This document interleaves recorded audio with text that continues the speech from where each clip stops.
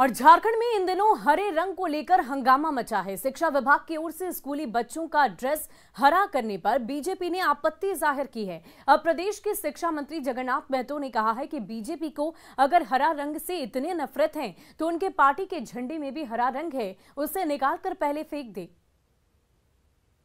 लोग को क्या एलर्जी है? क्या करना चाहिए? यदि एलर्जी खूब उनका है हरा से, उनका एक पार्ट भी झंडा में हरा है, निकाल के फेंक दे।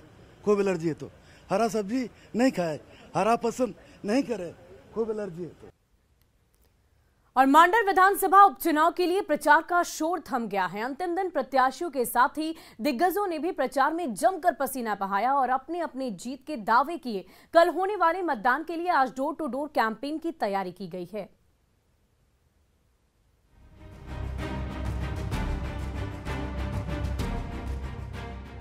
मांडर के महाभारत का रण सज चुका है। नेताओं के दावों और वादों की झड़ी का वक्त बीत चुका है और अब जनता की बारी है। जब 23 जून को ईवीएम का बटन दबाकर मांडर के 3,54,000 मतदाता अपना मिजाज बताएंगे।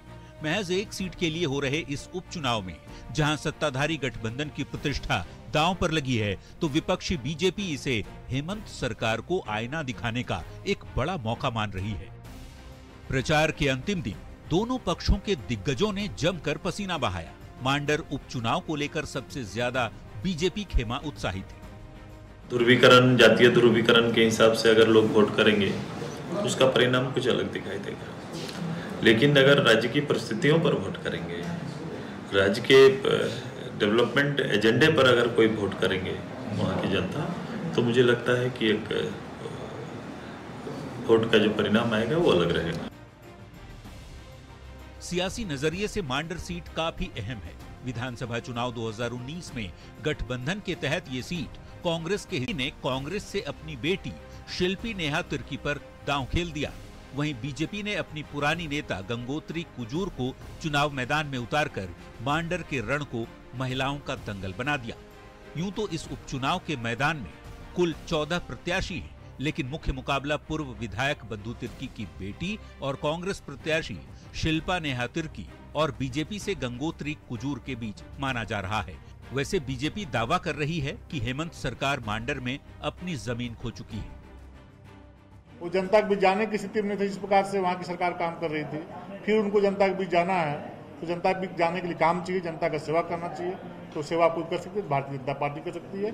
इसीलिए भारतीय जनता पार्टी के पक्ष में लोगों ने आने का मन बनाया। शांतिपूर्ण मतदान के लिए प्रशासन ने 4,000 जवानों को तैनात किया है।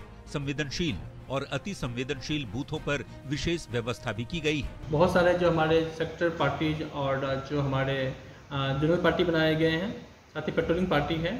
साथ ही चूँकि आप सब जानते हैं कि इसके जो आउटस्कर्ट्स के जिला हैं वो थोड़ा सा किसी असामाजिक गतिविधि के कारण प्रचलित पूर्व में रहा है। अभी भी नक्सल एक्सट्रीज वहाँ पे हैं, तो उस सब जिला में हमारे ऑपरेशनल फोर्सेस भी झारखंड जगह के रूप में क्रियाशील हैं।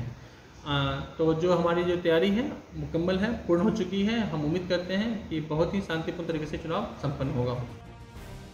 एक बार फिर से उन्हीं पुराने मुद्दों महंगाई, पानी, बिजली, सड़क और बेरोजगारी पर ये चुनाव भी लड़ा जा रहा है। लेकिन सत्ताधारी गठबंधन के लिए ये उपचुनाव नाक की लड़ाई बनी हुई है। ऐसे में 23 जून को मतदान के बाद 26 जून को काउंटिंग के दिन ही पता चलेगा कि किसकी बातों में कितना दम था और जनता ने किस पर अपना भरोसा जताया।